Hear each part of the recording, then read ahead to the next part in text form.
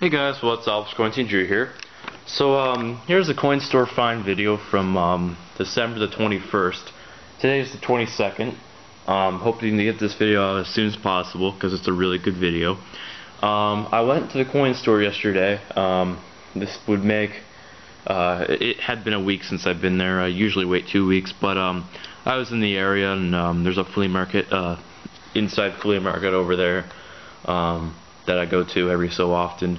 I know pretty much everyone there. I've been going there for about a decade now, since 2004, and just kind of walked around, got some stuff.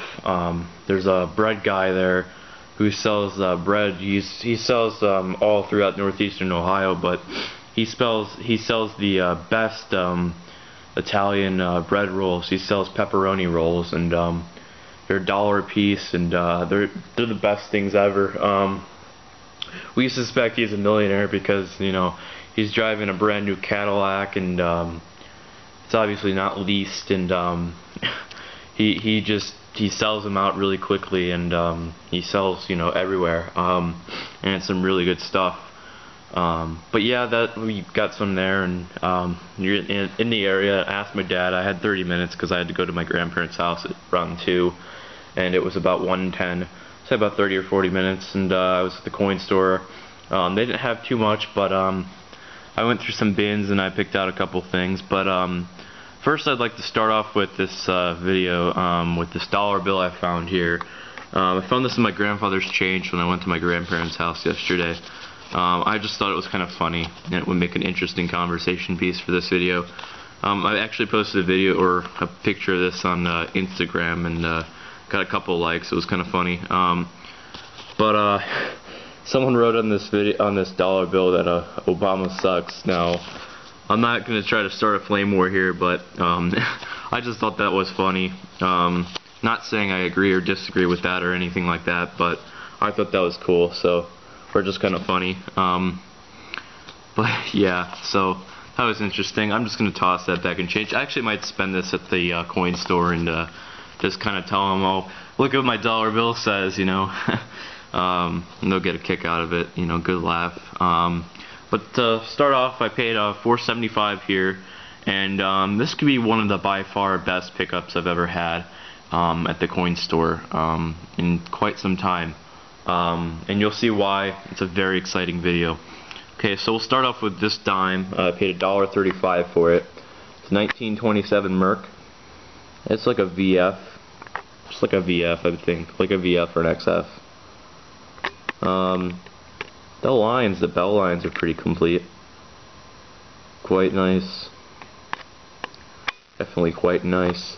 Like I said, I paid $1.35 for this. About a $5 coin. I could probably get a little bit more out of it.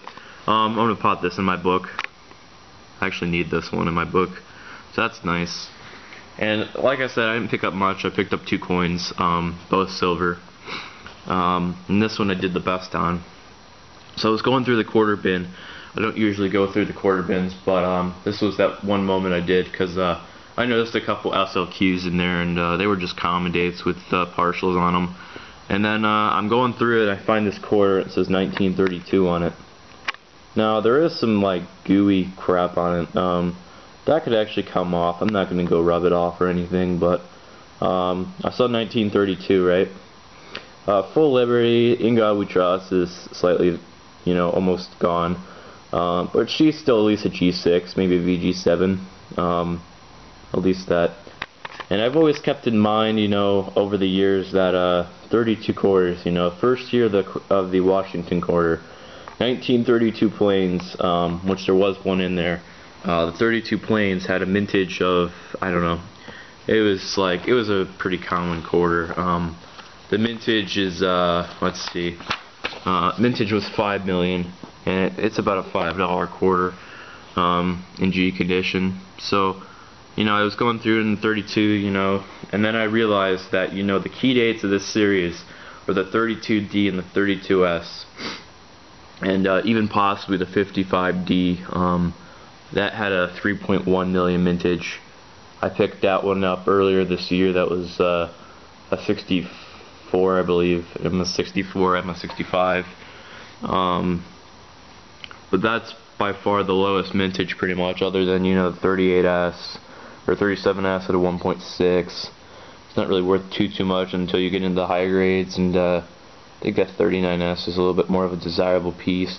But, you know, you get double dies that are, you know, of course worth something, you know, or double dies and different stuff. But then you got the 32D and the 32S, which are the key dates of the series. They made 436,800 of the 32Ds, and surprisingly, this one's actually starts to get higher than the 32S with 108,000 minted. That's probably just with demand. I don't know why they would have a coin that had, you know, roughly 32,000 more or more, you know, produced. Or no, not 32, something like 28,800 more produced, and it's worth more than the one with the low mintage. So back to the story here, 1932, and I flipped it over and I almost passed out. For $3.40, flipped it over. I was shocked to see that there's an S mint mark. So this is a 1932 S quarter with only 408,000 minted, and she is at least in G6 to VG7. I think the obverse is at least a V or a G6 or a VG7. And I know that the reverse is quite full, not like it's wearing into the rim or anything. But that was an awesome pick. For $3.40, I picked up a you know, about $125 to $140 cataloging value coin for $3.40. I just can't beat that. I don't know what to say about this. I've actually been wanting one of these. I remember reading a story in Coins Magazine about 6 years ago where a guy found a 32D Washington quarter in some junk or some dealer's bins. He found a 32D and he got it for, you know, spot value at the time in 08, you know, $2 or $3. And I managed to get a 32S right here. Now, the thing is, I didn't want to tell him because, I mean, it happens, you know. And I mean, I got a good deal. And as he actually, ironically, had been talking after I got that, like way after I got it, I didn't even tell him about it. He was talking, you know, how mistakes happen, and like I mentioned a story a couple videos back in my Coin Store series that he had said that that there was a 1914D key date found in the barrel of wheat pennies that I always go through. And I mean, I pulled out 09 VDBs that are worth like $10-15, and you know, some other dates that are quite valuable in some sense. Well, not, you know, too valuable, but I pulled out some more desirable dates and stuff. And you know, I've found so many good coins just going through their bins and stuff. But you know, they do have quite a bit of, you know, sometimes overpriced coins, and sometimes they have underpriced coins, and usually it seems like it's underpriced coins. But in the end, they still make out because they seem to get good deals. He was showing me how he paid the guy who's always there when I go. He was showing me a purchase he made within about a day or two, or even that morning, yesterday morning. He bought a trade dollar. Looks like it may have been cleaned for $50 in 1877, about fine to VF condition. Still like $100 coin.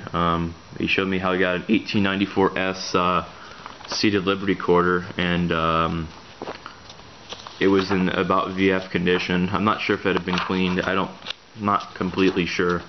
But an 1894 SB or a 1894S quarter in VF is still about $128 coin.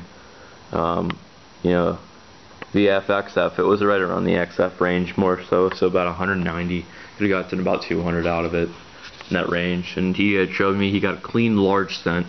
He overpaid a little bit for it. He paid $10 for an 1890 or 1847 large cent in about fine condition with fine details because it had been cleaned, and an 1876S half dollar that had been cleaned as well. He paid $20 for that. So I mean, he got some good deals, he showed me. So you know, there's some things that they have that are overpriced in some sense, and they make out, and you know, it all evens out as it seems. So thanks guys for watching, and happy hunting, and just amazed.